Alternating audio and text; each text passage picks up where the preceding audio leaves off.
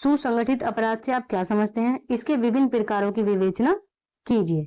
जो सुसंगठित अपराध होते हैं जिसमें एक संगठन होता है, उससे आप क्या समझते हैं, ये बताइए। वर्तमान में आपराधिकता एक वैश्विक समस्या यानी कि विश्व की समस्या बन चुकी है। 20वीं सदी से ज्ञान और वैज्ञानिक प्रगति के कारण जीवन जटिल हुआ है, जिससे असामाजिक तत्वों की आपराधिक गतिविधि में वृद्धि हुई है। अब कई व्यक्ति अपराध को संगठित व्यवसाय के रूप में अपनाते हैं। एक संगठन बना के अपराध करना ही संगठित अपराध कहलाता है और लाभ के लिए आपराधिक षड्यंत्र रचकर आधुनिक वैज्ञानिक उपकरणों का उपयोग करते हैं, क्योंकि सामूहिक रूप से अपराध करना उन्हें अधिक सुरक्षित और हितकर प्रतीत होता है। एक समूह बनाकर अपराध करना अपराधियों को अधिक सुरक्षित और हितकर यानी कि लाभ प्रतीत होता है। ठीक है, फिर इसके बाद है संगठित अपराध की परिभाषा। वे अपराध जिसमें एक संगठन होता है, जिसमें कई लोग जुड़े होते हैं, उसे संगठित अपराध कहा जाता है। संगठित अपराध वह अपराध है जिसे दो या दो से अधिक व्यक्ति मिलकर योजना बनाकर तरीके से करते हैं। इसमें अपराध करने वाले लोग एक समूह या संगठन बनाकर आपस में सहयोग करते हैं। एक समूह या फिर एक संगठन बनाते हैं और एक दूसरे का सहयोग करते हैं, साथ देते हैं और पहले से योजना बनाकर अवैध कार्य को अंजाम देते हैं। ऐसे अपराधों का उद्देश्य प्राय धन कमाना, गैर कानूनी लाभ प्राप्त करना या अपने प्रभाव को बढ़ाना है। फिर यहाँ पर एक अपराध शास्त्री का नाम लिखा हुआ था, आप लिख लेना सदरलैंड के अनुसार। ठीक है, सदरलैंड के अनुसार सदरलैंड ने संगठित अपराध को परिभाषित करते हुए कहा है कि यह एक ऐसा अवैध दुस्साहस है जो संगठन का नेता अपने सहायकों और प्रचालकों की सहायता से करता है और इसमें सभी एक सोपानबद्ध ढांचे के रूप में कार्य करते हैं, सभी एक साथ मिलकर कार्य करते हैं। फिर है सेलिन के मत अनुसार संगठित अपराध उन आर्थिक उद्यमों से मिलते जुलते हैं जो अवैध गतिविधियों के लिए गठित किए जाते हैं, जो अवैध कार्यों के लिए किए जाते हैं। संगठित अपराध में समाज के सुसंगठित तथा अनुशासित सदस्यों के संघ की ऐसी अवैध गतिविधि का समावेश है। ऐसे लोग उसमें शामिल होते हैं जो अवैध माल या अवैध सेवाओं की पूर्ति के कार्यों में लिप्त हैं, जिसमें जुआखोरी, वेश्यावृत्ति, मादक यानी कि शराब, नशीले पदार्थ का अवैध व्यापार, काले धन का लेन देन तथा अन्य अवैध गतिविधियां शामिल हैं। संगठित अपराधों में ऐसे कार्य शामिल है। मई सन 1988 में इंटरपोल द्वारा आयोजित अधिवेशन में संगठित अपराध की एक सर्वमान्य परिभाषा प्रस्तुत की गई। इसके अनुसार यह एक ऐसा अवैध निगमित ढांचा है जिसका प्रमुख उद्देश्य भ्रष्टाचार द्वारा या डरा धमकाकर अवैध कार्यकलापों के माध्यम से धन प्राप्त करना है। ये सभी हैं अवैध कार्य। ठीक है, फिर है संगठित अपराधों के विभिन्न प्रकार। अब संगठित अपराधों के क्या विभिन्न प्रकार हैं? पहला हिंसक अपराध, हिंसक अपराध। दूसरा आपराधिक सिंडिकेट। तीसरा आपराधिक रैकेट। चौथा राजनीतिक उत्कोच। ये हैं इसके प्रकार। पहला प्रकार हिंसक आपराधिक संगठन। हिंसक आपराधिक संगठन ऐसे अपराधी समूह होते हैं जो हिंसा, डर, बल प्रयोग करके अपराध करते हैं। इन अपराधों में केवल अपराधियों को फायदा होता है, जबकि पीड़ित व्यक्ति को केवल हानि, नुकसान या कष्ट सहना पड़ता है। इसमें पीड़ित व्यक्ति को किसी प्रकार का लाभ नहीं मिलता। इस प्रकार के अपराधों में हत्या, डकैती, लूट, जेबकटी, अपहरण और मारपीट जैसे अपराध शामिल होते हैं। ये अपराध पहले से योजना बनाकर किए जाते हैं और इनमें अपराधियों के बीच आपसी सहयोग होता है। जो ये अपराध होते हैं इन सब में लोग मिलकर कार्य करते हैं, एक दूसरे का सहयोग करते हैं जो लोग अपराधी होते हैं, और ये डरा धमकाकर इन कार्य को करते हैं बलपूर्वक। सदरलैंड के अनुसार ऐसे अपराध को रोकने के लिए अपराधियों को विशेष कौशल, साहस और योजनाबद्ध तैयारी की आवश्यकता होती है। उन्हें अपराध करने से लेकर पकड़े जाने से बचने तक का कदम सोच समझकर उठाना पड़ता है। ठीक है, फिर इसके बाद है आपराधिक सिंडिकेट। ऐसे संगठित अपराध समूह होते हैं जो लोगों को कानून द्वारा प्रतिबंधित वस्तुएं या सेवाएं अवैध रूप से उपलब्ध कराते हैं। ये संगठन उन चीजों का व्यापार करते हैं जिन्हें कानूनी रूप से बेचना या खरीदना मना है, जैसे नशीले पदार्थ, अफीम, गांजा या हथियार वगैरह, अवैध शराब, हथियार या अन्य प्रतिबंधित वस्तुएं, क्योंकि कुछ लोग इन वस्तुओं को पाने के लिए अधिक पैसे देने को तैयार रहते हैं, इसलिए ये अपराधी समूह इससे बहुत अधिक लाभ कमाते हैं और अपने अवैध व्यापार को चलाने और दूसरों पर नियंत्रण बनाए रखने के लिए धमकी, हिंसा और अन्य गैर कानूनी तरीकों का भी प्रयोग करते हैं। ठीक है। फिर है आपराधिक रैकेट। वे संगठित अपराधी जो किसी वैध व्यापार या व्यवसाय से जुड़े लोगों को धमकी, दबाव या डर दिखाकर उनसे अवैध रूप से धन वसूलते हैं। ये अपराधी कभी कभी सुरक्षा, सुविधा या अन्य प्रकार की सेवा देने का दिखावा करते हैं, लेकिन वास्तव में उनका उद्देश्य लोगों का शोषण करना होता है। इसमें व्यापारियों, दुकानदारों या अन्य व्यवसायियों से जबरन पैसा लिया जाता है। आपराधिक सिंडिकेट से इसका अंतर यह है कि सिंडिकेट पूरी तरह अवैध वस्तुओं या सेवाओं का व्यापार करता है, जबकि आपराधिक रैकेट वैध व्यवसायों से जुड़े लोगों का अवैध तरीकों से शोषण करता है। जो एक वैध व्यापार कर रहे हैं, जो लीगल काम कर रहे हैं, उन लोगों को डरा धमकाकर पैसे वसूलना ही आपराधिक रैकेट कहलाता है। जब कोई अपराधी समूह वैध काम करने वाले लोगों से धमकी देकर पैसा या लाभ प्राप्त करता है तो उसे आपराधिक रैकेट कहा जाता है। ठीक है।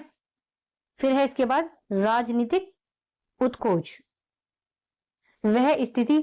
राजनीतिक उत्कोच वह स्थिति है जब कुछ राजनेता या राजनीतिक दल चुनाव जीतने, सत्ता प्राप्त करने या अपने स्वार्थ पूरे करने के लिए अवैध और अनैतिक तरीकों का सहारा लेते हैं। सत्ता यानी कि चुनाव वगैरह में अवैध रूप से वोट डलवाना, इसमें मतदाताओं को पैसे, शराब या अन्य लालच देकर वोट खरीदना, फर्जी मतदान करना, सरकारी पद या शक्ति का गलत उपयोग करना तथा अपराधी तत्वों से मिलकर काम कराना होता है। कई बार नेता अपराधियों और भ्रष्ट अधिकारियों के साथ मिलकर अपने गलत कार्यों को छिपाने की कोशिश करते हैं। इससे राजनीति में भ्रष्टाचार बढ़ता है और लोकतंत्र कमजोर होता है और जनता का विश्वास शासन व्यवस्था से उठने लगता है। राजनीतिक लाभ के लिए रिश्वतखोरी या अपराध का सहारा लिया जाता है तो इसे राजनीतिक उत्कोच कहा जाता है। ठीक है। फिर है इसके बाद संगठित अपराध के मुख्य लक्षण। संगठित अपराध के कुछ मुख्य लक्षण होते हैं जिसके आधार पर इसे सामान्य अपराध से अलग पहचाना जाता है। जैसे पहला पॉइंट, अपराध करने वाला व्यक्ति अकेला नहीं बल्कि किसी गिरोह या संगठन से जुड़ा होता है। ये जो संगठित अपराध है इसमें कोई ना कोई एक संगठन होता है, तभी ये एक संगठित अपराध कहलाता है। और बीएनएस की शायद धारा 111 जिसमें संगठित अपराध को डिफाइन किया गया है, नई धारा आई है बीएनएस में, नई धारा जोड़ी गई है 111 जिसमें संगठित अपराध को डिफाइन किया गया है। अगर ये धारा याद रहे बीएनएस की, इसको भी लिख देना। ठीक है। दूसरा पॉइंट, यह अपराध पहले से योजना बनाकर और आपसी सहयोग से किया जाता है। इस अपराध में पहले से ही योजना बनाई जाती है। ऐसे अपराध संज्ञेय यानी कि गंभीर होते हैं और इनके लिए कठोर सजा का प्रावधान होता है, जैसे चोरी, लूट, डकैती, रेप, अपहरण, व्यपहरण, ये सारी चीजें। फिर अपराध एक व्यक्ति या कई लोगों द्वारा मिलकर किया जाता है, कभी एक सदस्य तो कभी पूरा गिरोह यानी कि एक पूरा संगठन मिलकर अपराध करता है। फिर अपराध करने या लोगों को नियंत्रित करने के लिए दबाव, भय, हिंसा सहारा लिया जाता है। अधिकांश संगठित अपराध धन, संपत्ति या अन्य अनुचित लाभ प्राप्त करने के लिए किए जाते हैं। फिर है इसके बाद, यह एक बार का कार्य नहीं बल्कि लगातार चलने वाली आपराधिक गतिविधि होती है। अक्सर ऐसे अपराधी पहले से कई आपराधिक मामलों में शामिल होते हैं। ठीक है, ये थे इसके लक्षण। और फिर है इसके बाद इसका निष्कर्ष। संगठित अपराध आधुनिक समाज की एक गंभीर और जटिल समस्या है जो केवल कानून व्यवस्था के लिए नहीं बल्कि सामाजिक, आर्थिक और राजनीतिक व्यवस्था के लिए भी चुनौती है। यह अपराध संगठित स्तर पर न होकर योजनाबद्ध तरीके से संगठित समूह द्वारा किया जाता है जिसका मुख्य उद्देश्य अवैध लाभ प्राप्त करना।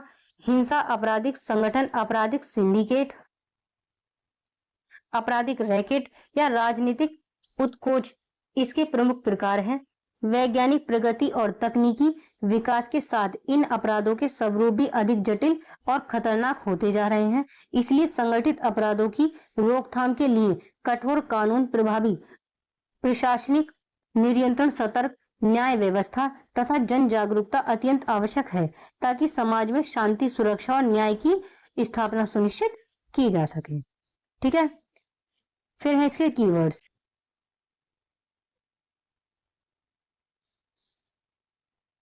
इसकी परिभाषा, जब दो या दो से अधिक व्यक्ति मिलकर एक समूह या संगठन बनाकर किसी अवैध कार्य को करते हैं तो उसे ही संगठित अपराध कहते हैं। ये पहले से ही एक योजना बनाई जाती है अपराध करने के लिए और इसमें अवैध तरीके से लाभ कमाया जाता है। ठीक है, मिलकर सोच समझकर कमाने हेतु ये अपराध किए जाते हैं। फिर विद्वान की परिभाषा,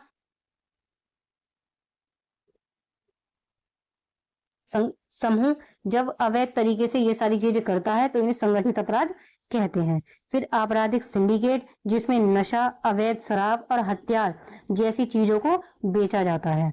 फिर आपराधिक रैकेट, जिसमें धमकी देकर धन वसूल किया जाता है, जबरन वसूली की जाती है धन की।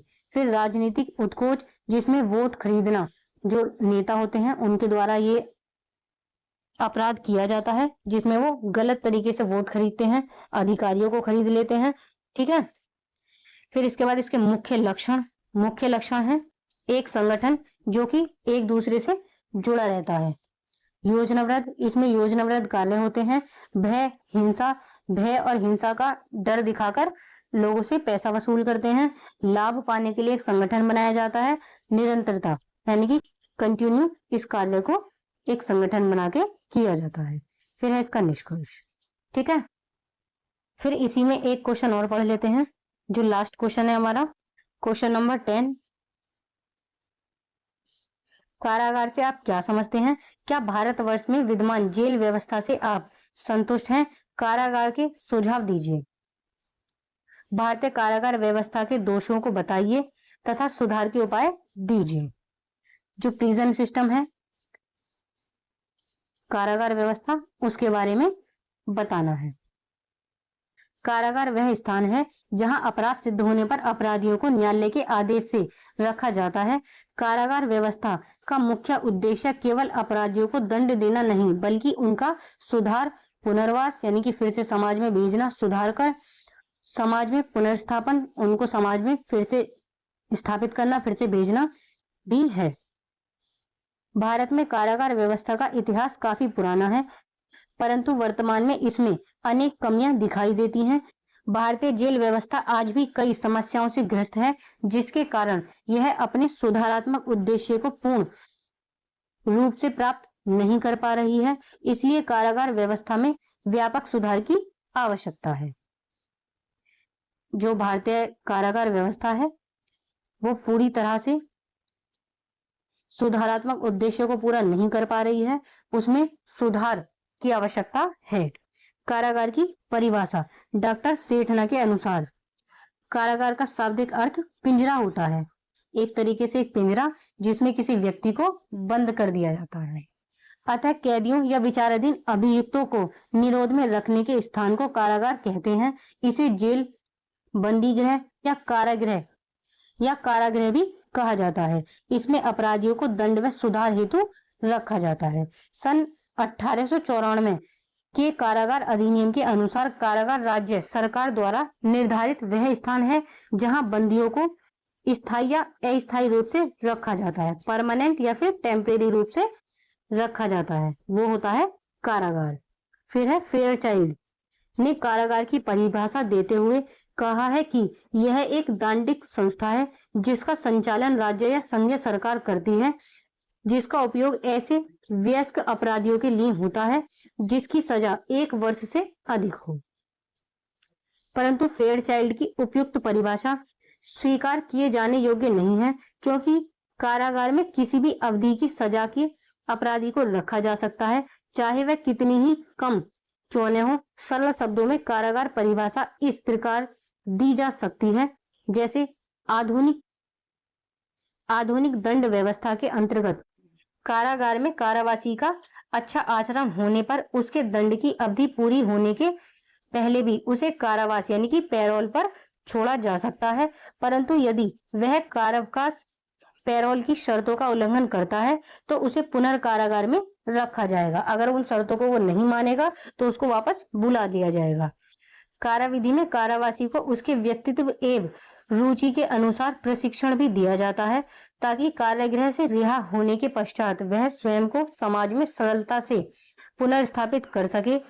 सारांश यह है कि दंड का अंतिम लक्षण कुछ भी क्यों न हो, किंतु यह निर्विवाद है कि कारागार व्यवस्था के दौरान कारावासियों को अभिरक्षा एवं नियंत्रण में रखकर समाज को अपराध रहित बनाने का प्रयत्न किया जाता है। इन लोगों को कारागार में रखकर समाज को अपराध रहित, अपराध से मुक्ति दिलाने के लिए रखा जाता है, ताकि अपराधी समाज में ना रहे, वो जेल में रहे और उसको देखकर लोग अपराध करने से डरे।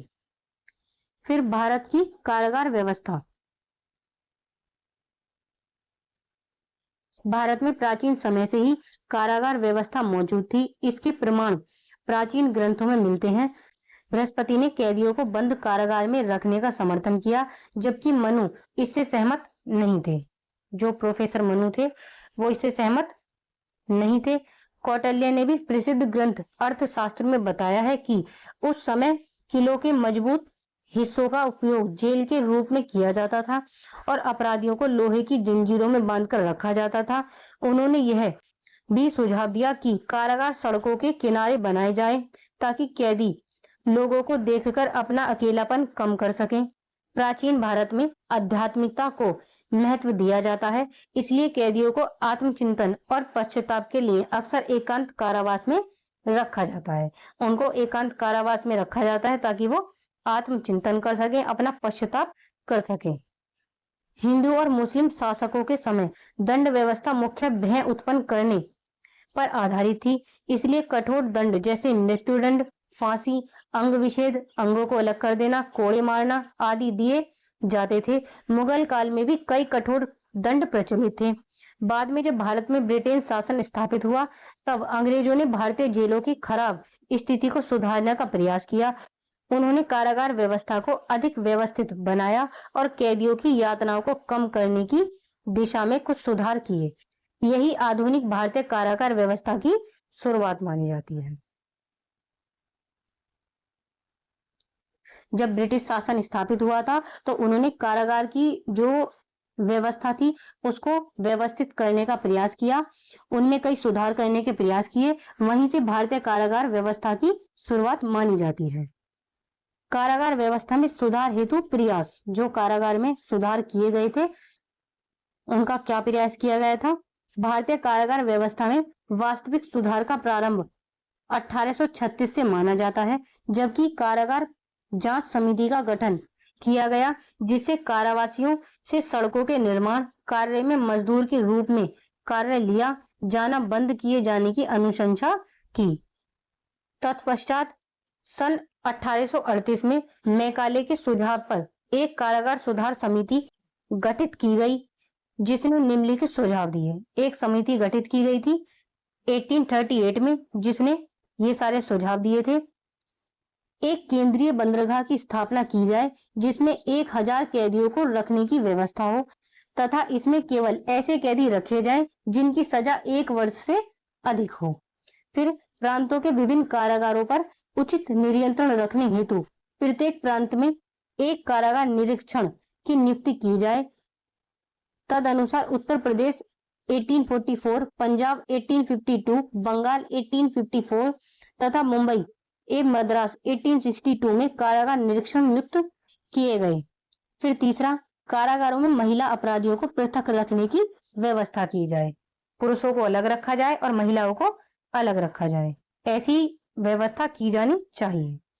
समस्त भारत के कारागारों की उचित देखरेख के लिए सन 1855 में एक इंटरपोल जर्नल ऑफ प्रिंसेस की नियुक्ति की गई, जो कारावासियों की समस्याओं का निराकरण भी करता था। सन 1862 में द्वितीय कारागार जांच गठित हुई, जिसने कारागारों में गंदगी तथा अस्वास्थ्यकारी दशा पर गंभीर चिंता व्यक्त करते हुए इसमें तत्काल सुधार किए जाने का सुझाव दिया। 1862 में एक द्वितीय कारागार समिति को गठित किया गया, जिसने कारागारों में जो गंदगी थी, जो अस्वास्थ्यकारी दशा थी, उन सभी को सुधारने का सुझाव दिया। कारागारों में समुचित सफाई के अभाव में अगर सफाई नहीं होती थी तो बीमारियां फैलती थी, जिसके कारण अनेक कैदियों की मृत्यु हो जाती थी। अतः समिति ने इसकी उचित चिकित्सा तथा भोजन और सफाई की ओर विशेष ध्यान दिए जाने की आवश्यकता जताई। समिति का सुझाव था कि केंद्रीय सरकार से 15% कैदियों के लिए एकांत कारावास की व्यवस्था हो तथा कैदियों और प्रांतीय कारागारों में चिकित्सक की नियुक्ति की जाए। 1866 में कारागारों में चिकित्सक नियुक्त किए गए, यानी कि डॉक्टरों की नियुक्ति की गई थी। 1866 में कारागारों में डॉक्टरों की नियुक्ति। इसके पश्चात कारागार व्यवस्था में सुधार हेतु तृतीय, चतुर्थ एवं पंचम कारागार समितियों ने समय समय पर सुझाव दिए, जिन्हें विभिन्न चरणों में लागू किया गया। इसके बाद भी द्वितीय, तृतीय, पंचम कारागार समितियां बनी, जिन्होंने अपने अपने स्तर पर सुधार के लिए कहा। सन 1862 में दूसरी कारागार समिति बनाई गई। इस समिति ने जेलों की गंदगी, अस्वच्छता और खराब स्वास्थ्य व्यवस्था पर चिंता व्यक्त की।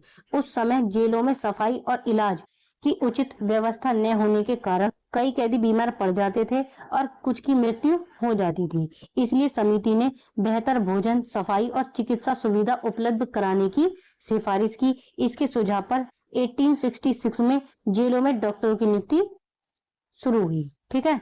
इसके बाद तीसरी, चौथी और पांचवी कारागार समितियों के बस यही याद रखना है, पहली, दूसरी, तीसरी, चौथी, पांचवी समितियों ने समय समय पर जेल सुधार के सुझाव दिए। सन 1894 में प्रिजन एक्ट, कारागार अधिनियम पारित किया गया। 1894 जो भारतीय कारागार व्यवस्था के इतिहास में एक महत्वपूर्ण कदम था। इस अधिनियम ने जेलों में एक रूपता स्थापित की, कैदियों के वर्गीकरण की व्यवस्था की, कोड़े मारने जैसी अमानवीय दंड समाप्त किए। यह कानून आज भी लागू है। हालांकि वर्तमान परिस्थितियों के अनुसार इसे सुधार की आवश्यकता महसूस की जाती है। इसमें सुधार की आवश्यकता महसूस की जाती है। फिर बाल और किशोर अपराधियों के सुधार के लिए borstal and reformatory schools act 1898 लागू किया गया। इसके तहत बाल अपराधियों को सामान्य अपराधियों से अलग रखकर सुधार गृह में रखा जाने लगा। महिलाओं के लिए अलग कारागार बनाए गए, पुरुषों के लिए अलग कारागार बनाए गए, बच्चों के लिए अलग कारागार बनाए गए, अलग जेल बनाई गई। 20वीं सदी में स्वतंत्रता आंदोलन के दौरान जेलों में राजनीतिक कैदियों की संख्या बढ़ गई। इन्हें 2 वर्गों में बांटा गया। ठीक है। फिर है इसके बाद इसका निष्कर्ष। यह स्पष्ट है कि भारतीय कारागार व्यवस्था का इतिहास प्राचीन काल से चला आ रहा है और समय समय पर इसमें अनेक सुधार किए गए हैं। फिर भी वर्तमान समय में यह व्यवस्था अनेक समस्याओं से ग्रस्त है। जेलों में अत्यधिक भीड़, स्वच्छता और स्वास्थ्य सुविधाओं की कमी, विचाराधीन कैदियों की अधिक संख्या और सुधारात्मक कार्यक्रमों के अभाव जैसी कमियां आज भी विद्यमान है। कारागार का उद्देश्य केवल अपराधियों को दंड देना नहीं, बल्कि उनका सुधार, पुनर्वास और समाज में पुनर्स्थापित करना होना चाहिए। इसलिए आवश्यक है कि भारतीय जेल व्यवस्था को अधिक मानवीय, आधुनिक और सुधारात्मक बनाया जाए। प्रभावी प्रशासन, आधुनिक सुविधाएं, शिक्षा, प्रशिक्षण तथा पुनर्वास योजनाओं के माध्यम से कारागारों को वास्तविक अर्थों में सुधार गृह बनाया जा सके, जिससे अपराधियों को समाज का उपयोगी नागरिक बनाया जा सके। ठीक है। ये था क्वेश्चन हमारा किससे संबंधित, कारागार से संबंधित। इसके कीवर्ड आप खुद बनाना, जितनी भी हेडिंग है उन सबको लिख लेना, जितने भी एक्ट हैं जो इम्पोर्टेंट एक्ट हैं, जितनी भी समितियां बनी हैं, पहली समिति, दूसरी समिति, तीसरी, चौथी, पांचवी, जिन समितियों ने जो काम किया है उनके थोड़े थोड़े की पॉइंट लिख लेना। और ये एक्ट याद रखना 1894, जिसमें कारागार अधिनियम आया था, जो वर्तमान में आज भी प्रचलित है, लेकिन उसमें कुछ सुधार की आवश्यकता आज भी है। ठीक है। फाइनली 10 क्वेश्चन कंप्लीट हो चुके हैं, जो मैंने आपको क्रिमिनोलॉजी के मोस्ट इंपोर्टेंट क्वेश्चन बताए हैं। इन सभी को रेडी कर लेना आप। ठीक है।